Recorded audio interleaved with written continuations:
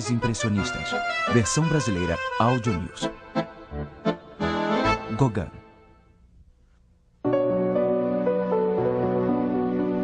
A vida de Paul Gauguin foi tão multicor quanto sua pintura, um caldeirão espesso e variado de diferentes estilos, ideias e culturas. Ele foi o mais inquieto de todos os artistas alimentados pelo impressionismo, um bem-sucedido corretor de valores e pai de família que, já mais velho, foi para o outro lado do mundo para fugir da civilização e se realizar como artista. Criar arte, explicou ele, é simples, muito simples. Para tanto, preciso me renovar em natureza não estragada, não ver nada além de selvagens, viver como eles. Transmitir, como uma criança, o que minha mente concebe, usando meios de expressão primitivos, que são os únicos corretos e verdadeiros que há. Paul Gauguin viajou desde muito cedo. Ele nasceu em Paris em 7 de junho de 1848, mas passou seus primeiros 6 anos no Peru, de onde se originava a família de sua mãe.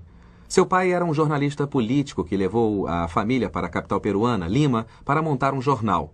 Mas ele morreu de um ataque cardíaco durante a viagem. A tragédia, no entanto, não desencorajou Gauguin de suas futuras viagens.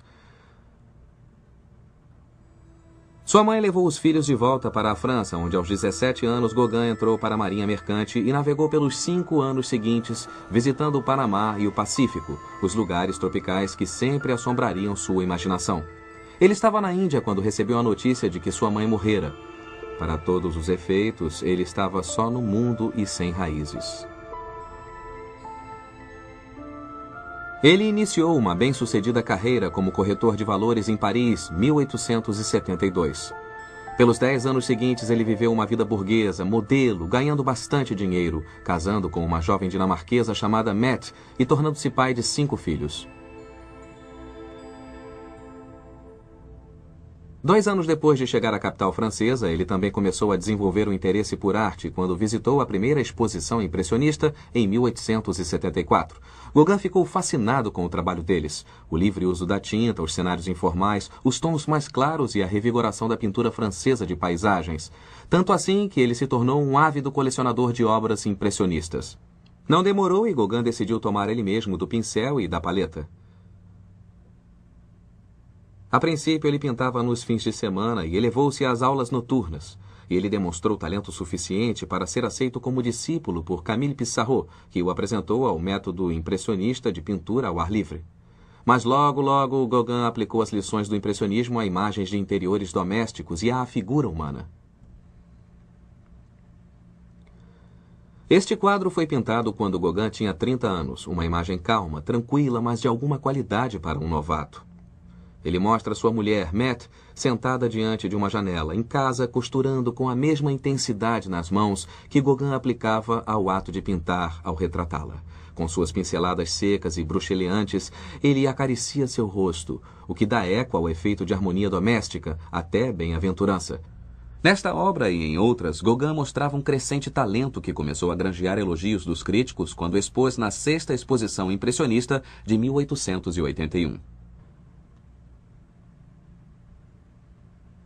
A quebra do mercado de valores, um ano depois, ajudou Gauguin a decidir que a pintura era sua vocação. Apesar de ter mulher e 5 filhos para sustentar, a arte assumira posição prioritária em sua vida. Tempos de desespero financeiro se seguiram. Gauguin deixou a mulher e os filhos em Copenhague com os sogros, enquanto foi para Paris tentar ganhar a vida pintando. Em vez disso, o empobrecido Gauguin teve de ganhar dinheiro colando cartazes. Ele vendera sua coleção de impressionistas para sustentar a si mesmo e a família, e escreveu a Pissarro: "Todo dia me pergunto se não devo ir ao sótão e passar uma corda no pescoço. A única coisa que me impede é a pintura." Juntando algum dinheiro, Gauguin decide deixar a capital francesa no verão de 1866 e buscar inspiração e uma vida mais barata na Bretanha.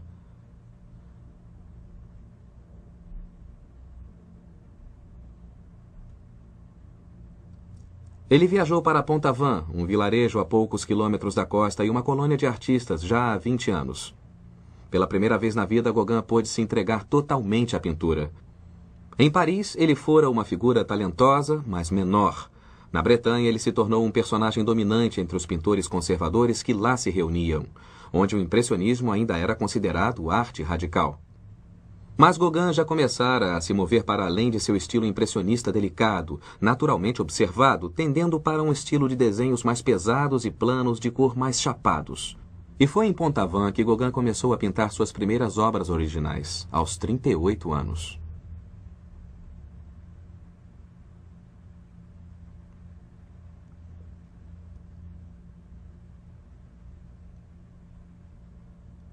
Mesmo à primeira vista, esta é uma repousante imagem de 4 camponesas bretãs, exoticamente vestidas nos trajes locais, juntinhas perto de um muro baixo, fofocando animadamente, enquanto um fazendeiro e seus gansos passam na direção oposta, atrás delas.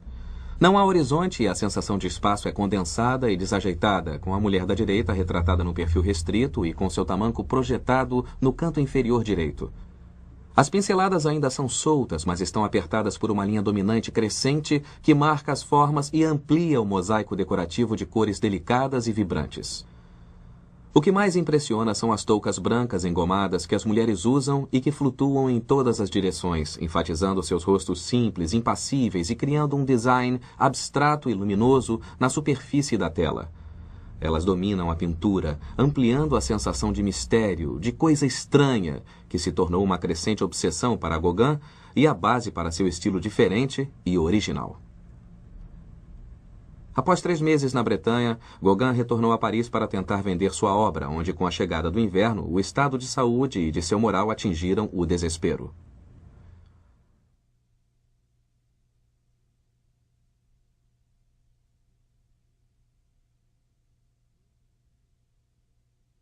No início de 1887, Gauguin estava cheio de dívidas e resolveu deixar a França por algum tempo. Junto com seu amigo Charles Laval, pulou em um navio de partida para a América e eles acabaram no canal do Panamá, trabalhando como peões de obra para custear a viagem de volta. Mas na ida, eles viram a ilha de Martinica e resolveram que ela seria um paraíso adequado para se morar e pintar.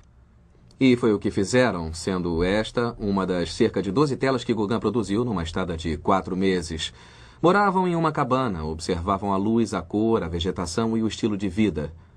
Tudo está refletido nesta composição chamada Embaixo das Mangueiras. Mas o que à primeira vista parece apenas uma olhadinha na vida cotidiana é, na verdade, um quadro totalmente ordenado e controlado, do ritmo pontuado das árvores, pá, pá, pá, pá, direto para a esquerda, até o formato composicional das figuras, que é triangular, com os animais dando ênfase, mas também sendo figuras bastante disparatadas nas laterais. E a pincelada, ou a técnica que Gauguin empregou, ela é quase acariciante no rosto, mas esses batimentos são quase riscos de lápis, horizontais aqui. O vermelho e o verde são cores composicionais dominantes, mas é alguma coisa que nem sempre se percebe ao primeiro olhar. Está bem mais evidente no turbante da mulher, mas observando-se a vegetação atrás, vê-se que tudo é formado por uma combinação de vermelho e verde e pela faixa azul dominante ao fundo, o próprio mar. É uma imagem de tranquilidade e calma, mas também muito forte. As linhas do desenho que Gauguin emprega estão ficando cada vez mais fortes e ele achou, ao voltar à França, que essas obras tinham ultrapassado qualquer coisa que ele tivesse feito antes em Pont-Aven. A ideia de que o paraíso de alguma forma alimentaria sua arte ficou cada vez mais forte e, como veremos na década seguinte, ele se tornou dominante em seu trabalho. Mesmo que a viagem à Martinica tenha tido um final infeliz, Gauguin caiu doente de malária e disenteria, conseguindo ser repatriado em novembro de 1887. Ela resultou em suas primeiras soberbas paisagens exóticas e marcou seu verdadeiro rompimento com o impressionismo. Com efeito, ele encontrara sua voz artística. Pela força de seus colhedores de mangas e outros quadros da Martinica, sua obra foi comprada por um marchand parisiense chamado Theo van Gogh, irmão de Vincent. Gauguin e Vincent van Gogh se tornaram amigos íntimos. Com Theo começando a vender as obras de Gauguin, seu estado de espírito e saúde também começaram a melhorar e ele estava pronto para outra mudança de cenário. Assim, quando Vincent mudou-se para Provence em 1887, Gauguin partiu novamente para Pont-Aven para pintar com renovada energia e vigor. Eu amo a Bretanha, escreveu ele. Há algo nela de selvagem e primitivo. Quando meus tamancos de madeira golpeiam esse solo de granito, ouço a batida seca, surda, poderosa que busco em minha pintura.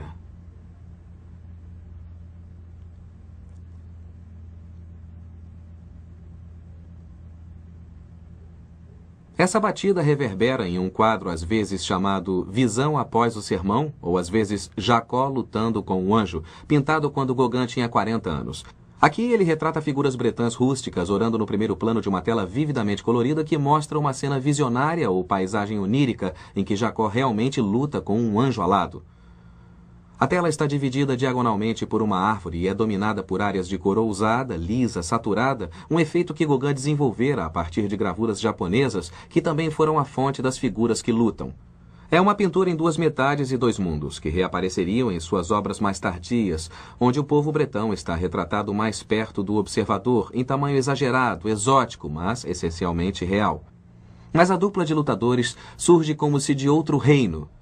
Como Gauguin comentou em uma carta para Van Gogh, acho que alcancei uma simplicidade muito rústica e supersticiosa nas figuras. Para mim, este quadro, prossegue, a paisagem e a luta só existem na imaginação das pessoas que oram após o sermão.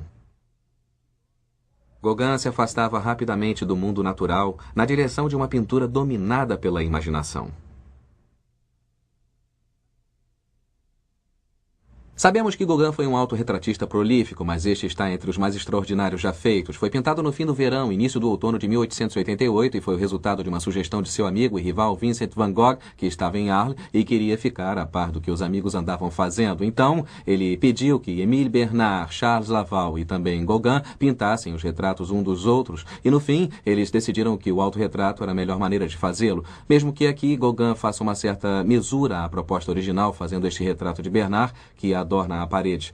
Em essência, mesmo que este extraordinário retrato esteja carregado de simbolismo, principalmente aqui nesta inscrição, Les Misérables, para Vincent van Gogh, de Gauguin, ele se identifica com o herói Jean Valjean, do grande romance de Victor Hugo, Les Misérables. O que Gauguin aprecia, e aquilo com que se identifica em Valjean, é a ideia do réprobo de coração de ouro, um homem, e eu cito, cheio de aristocracia e delicadeza interior, mas ele também enxerga Valjean como um desajustado. Ele defende a tese em uma carta a Van Gogh que os impressionistas são desajustados modernos, pessoas alijadas da sociedade. Ele prossegue dizendo que este retrato não é só um autorretrato, mas uma imagem para todas as vítimas da sociedade. Eu creio que, neste particular, ele está sendo um tantinho irônico. O outro simbolismo no quadro é ainda mais extremo. Este louco papel de parede, cujo padrão floral parece estar crescendo na cabeça de Gauguin em 2 pontos e depois apenas enfeitando a parede ao fundo.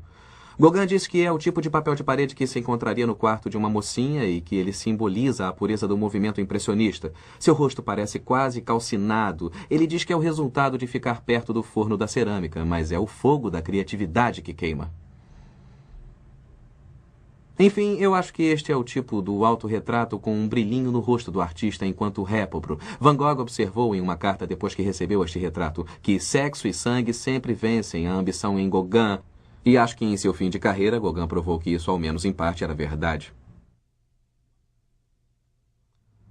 O amigo de Gauguin, Van Gogh, morava aqui em Arles, na Casa Amarela, localizada exatamente onde estou, em frente daquele prédio ali, e ele desejava muito estabelecer uma colônia de artistas aqui no sul da Provence, e ele escreveu incontáveis cartas a seu amigo Gauguin, no norte, implorando que ele viesse para cá. Finalmente, em 23 de outubro de 1888, Gauguin aceitou e veio para a cidade. Apesar de produzir uma obra de muita força em Arles, a estada de Gauguin não foi feliz. Ele não gostou do povo, da luz ou da paisagem e discutia incessantemente com Van Gogh sobre pintura. Gauguin defendia que na arte a primazia era da imaginação, enquanto Van Gogh defendia que tudo era uma questão de percepção visual e do ato de olhar. As discussões chegaram às vias de fato na noite de 23 de dezembro, quando, após um jantar na Casa Amarela, que ficava ali, Gauguin saiu para tomar ar e beber alguma coisa, e depois de passear pela cidade, percebeu passos conhecidos soando atrás dele. Ele se virou e viu seu amigo Vincent com uma expressão alucinada no rosto, brandindo uma navalha que brilhava ao luar. Gauguin disse que olhou para Vincent, que olhava para baixo, e depois esgueirou-se, envergonhado, de volta para a escuridão. Achando que as coisas estavam um tanto perigosas, Gauguin resolveu ir dormir em um hotel e voltou na manhã seguinte para pegar seus pertences. Mas havia uma multidão do lado de fora da Casa Amarela, além de um grupo de policiais. Depois que Gauguin falou com um dos policiais, ele descobriu que seu amigo Vincent van Gogh tinha decepado metade da orelha na noite anterior. Então, numa tentativa de salvar o amigo de ainda maior constrangimento, mas principalmente para cair fora de Arles, Gauguin pegou tudo que lhe pertencia e pulou no primeiro trem de volta a Paris.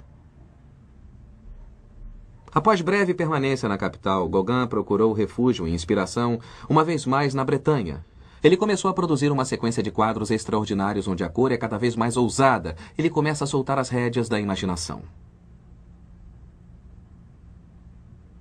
Este quadro é um retrato altamente estilizado de Marie-Angélique Sartre, mulher do prefeito, que Gauguin retrata contra um fundo azul profundo emoldurado por um círculo que lembra um halo, que cria a sensação de um quadro dentro do quadro.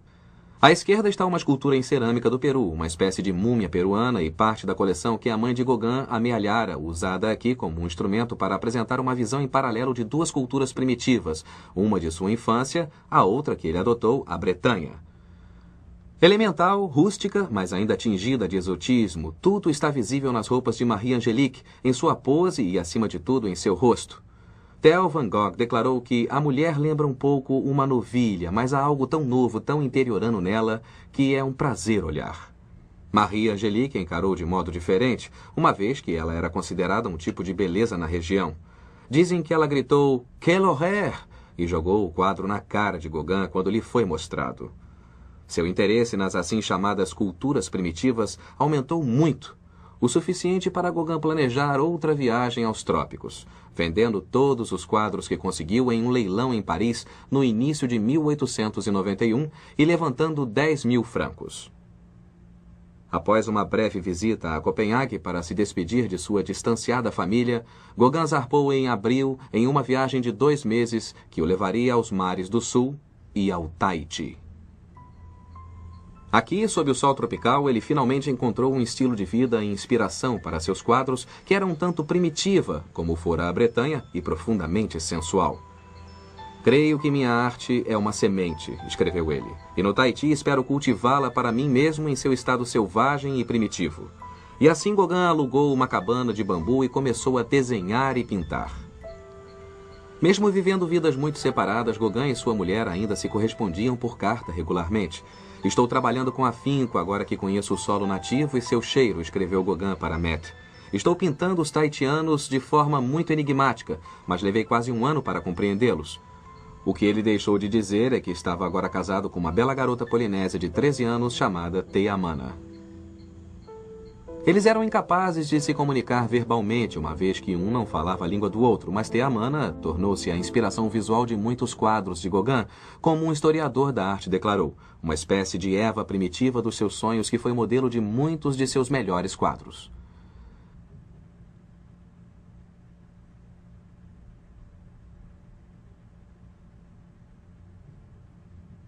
Teamana olha com os olhos caracteristicamente melancólicos nesta visão pastoral do Tahiti, pintada como Gauguin esperava que o lugar fosse e como talvez ele às vezes parecesse. Junto com outra garotinha que toca flauta, ela se senta embaixo de uma árvore à beira da lagoa. No fundo, adoradores cumprem seus rituais e dançam diante de um ídolo polinésio entalhado. Uma cena certamente invocada das profundezas da imaginação de Gauguin e temperada de nostalgia, já que tais costumes religiosos antigos haviam sido totalmente eliminados. Mas a chave da pintura era a cor, cada vez mais como uma tapeçaria lírica onde tudo está perfeitamente equilibrado, mas também com simbolismo se esgueirando. O vestido branco de Teamana é virginal e contrasta com o cão vermelho, um símbolo da sexualidade masculina ou luxúria. Em outras palavras, como Gauguin explicou, a pintura era como uma espécie de música que eu crio com um arranjo de desenhos e cores, usando como pretexto alguns temas arrancados da natureza ou da vida, sinfonias, harmonias.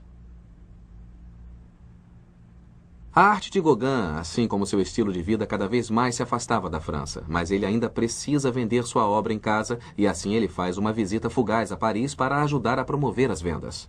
Na ocasião, a pintura de Gauguin foi irrestritamente ridicularizada pela crítica em artigos com manchetes do tipo Rios Laranja e Cães Vermelhos, que expressavam incredulidade quanto à cor e seu evidente desejo de viver entre selvagens. Desiludido com a França e a civilização em geral, e desistindo de chegar a se estabelecer como um artista importante em Paris, Gauguin jurou ir embora de novo para os mares do sul e nunca mais voltar. E em junho de 1895, aos 47 anos, ele deixou a França pela última vez. Um alcoólatra desesperado e doentio, mais uma vez sozinho no mundo. Quando ele chegou de volta ao Tahiti, sua esposa Teamana recusou-se a ter mais alguma coisa com ele, que ficava cada vez mais doente com problemas de pele e era frequentemente hospitalizado com males cardíacos. Ele também sofria de sífilis, se bem que tenha tomado outra amante, desta vez uma menina de 14 anos chamada Pahura. Paradoxalmente, foi durante os últimos e infelizes anos de Gauguin que ele, num Tahiti cada vez mais ocidentalizado, pintou suas grandes e mais eufóricas imagens do paraíso. O desejo de Gauguin de empurrar a pintura bem para dentro do reino da imaginação e de caminhar na direção da abstração é brilhantemente exemplificado neste quadro de 1898. Chama-se Fa Rei, que é uma corruptela do tahitiano embelezar-se ou enfeitar-se, e é exatamente isso que está acontecendo. As pessoas colhem frutas, andam a cavalo e há uma sensação de que algo está prestes a acontecer, um ritual religioso ou um festival. A figura no meio é a espinha dorsal do quadro, e este fantástico, mas curioso gesto vem de um templo javanês, e Gauguin tinha uma imagem dele pregada na parede da cabana. Também é uma composição de frisa clássica e, novamente, é uma fonte direta. Gauguin tinha o quadro Primavera de Botticelli, ou, ao menos, uma reprodução na parede da cabana, o que se descobriu após sua morte. A pintura é muito harmoniosa, as cores se equilibram, mas há três reinos, o humano, o animal e o vegetal, todos numa espécie de equilíbrio. É uma imagem onde o movimento é muito da esquerda para a direita, um bisbilhotar do meio das árvores frutíferas com uma sensação de espaço e atalhos. Mas também é um quadro em duas metades. À esquerda estamos mais perto da realidade e a cor, mesmo brilhante, é suavizada em comparação com o lado direito, onde é como se entrássemos em uma fornalha, mas também em um outro mundo. É como se estivéssemos em um transe ou um estado onírico ou talvez em um espaço mais religioso. Também é um quadro de celebração, cheio de alegria, mas ele celebra o escapismo. Gauguin escapar da Europa Ocidental, mas também seu desejo de fazer a pintura escapar do estrangulamento do realismo. Também é sua última imagem alegre do paraíso.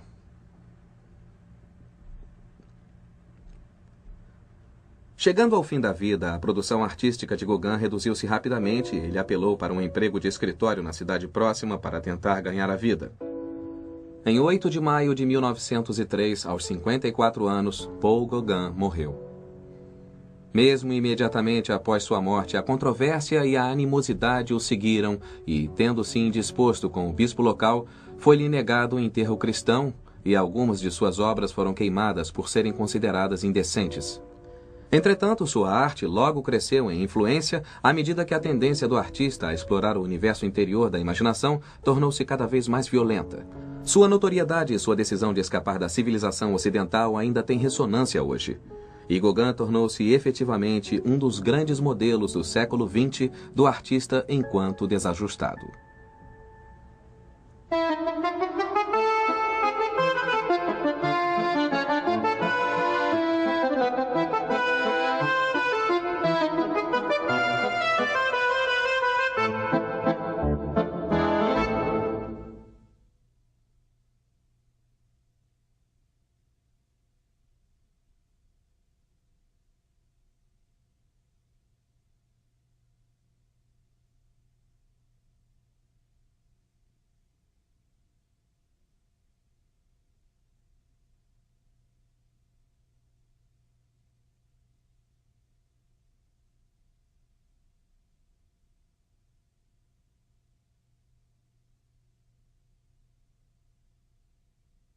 Demonstrou talento suficiente para ser aceito como discípulo por Camille Pissarro, que o apresentou ao método impressionista de pintura ao ar livre.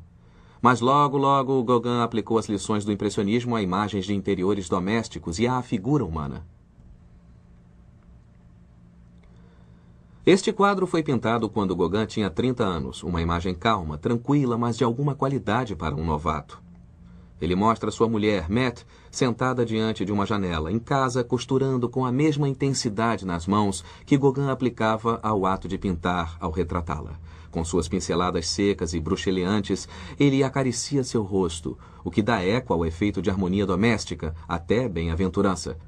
Nesta obra e em outras, Gauguin mostrava um crescente talento que começou a granjear elogios dos críticos quando expôs na 6ª Exposição Impressionista de 1881. Percebe usando meios de expressão primitivos, que são os únicos corretos e verdadeiros que há. Paul Gauguin viajou desde muito cedo. Ele nasceu em Paris em 7 de junho de 1848, mas passou seus primeiros 6 anos no Peru, de onde se originava a família de sua mãe. Seu pai era um jornalista político que levou a família para a capital peruana, Lima, para montar um jornal. Mas ele morreu de um ataque cardíaco durante a viagem. A tragédia, no entanto, não desencorajou Gauguin de suas futuras viagens. Sua mãe levou os filhos de volta para a França, onde aos 17 anos Gauguin entrou para a Marinha Mercante e navegou pelos 5 anos seguintes, visitando o Panamá e o Pacífico, os lugares tropicais que sempre assombrariam sua imaginação. Ele estava na Índia quando recebeu a notícia de que sua mãe morrera. Para todos os efeitos, ele estava só no mundo e sem.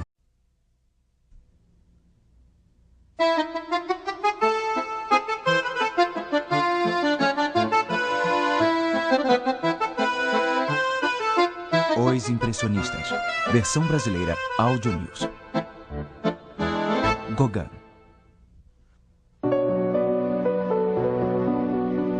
A vida de Paul Gauguin foi tão multicor quanto sua pintura, um caldeirão espesso e variado de diferentes estilos, ideias e culturas. Ele foi o mais inquieto de todos os artistas alimentados pelo impressionismo, um bem-sucedido corretor de valores e pai de família que, já mais velho, foi para o outro lado do mundo para fugir da civilização e se realizar como artista. Criar arte, explicou ele, é simples, muito simples. Para tanto, preciso me renovar em natureza não estragada, não ver nada além de selvagens, viver como eles, transmitir, como uma criança, o que minha mente consegue raízes. Ele iniciou uma bem-sucedida carreira como corretor de valores em Paris, 1872. Pelos 10 anos seguintes, ele viveu uma vida burguesa, modelo, ganhando bastante dinheiro, casando com uma jovem dinamarquesa chamada Mette e tornando-se pai de 5 filhos. 2 anos depois de chegar à capital francesa, ele também começou a desenvolver o interesse por arte quando visitou a primeira exposição impressionista em 1874. Gauguin ficou fascinado com o trabalho deles, o livre uso da tinta, os cenários informais, os tons mais claros e a revigoração da pintura francesa de paisagens. Tanto assim que ele se tornou um ávido colecionador de obras impressionistas. Não demorou e Gauguin decidiu tomar ele mesmo do pincel e da paleta. A princípio, ele pintava nos fins de semana e elevou-se às aulas noturnas. A quebra do mercado de valores, 1 ano depois, ajudou Gauguin a decidir que a pintura era sua vocação. Apesar de ter mulher e 5 filhos para sustentar, a arte assumira posição prioritária em sua vida. Tempos de desespero financeiro se seguiram. Gauguin deixou a mulher e os filhos em Copenhague com os sogros, enquanto foi para Paris tentar ganhar a vida pintando. Em vez disso, o empobrecido Gauguin teve de ganhar dinheiro colando cartazes. Ele vendera sua coleção de impressionistas para sustentar a si mesmo e a família, e escreveu a Pissarro: "Todo dia me pergunto se não devo ir ao sótão e passar uma corda no pescoço. A única coisa que me impede é a pintura." Juntando algum dinheiro, Gauguin decide deixar a capital francesa no verão de 1866 e buscar inspiração e uma vida mais barata na Bretanha.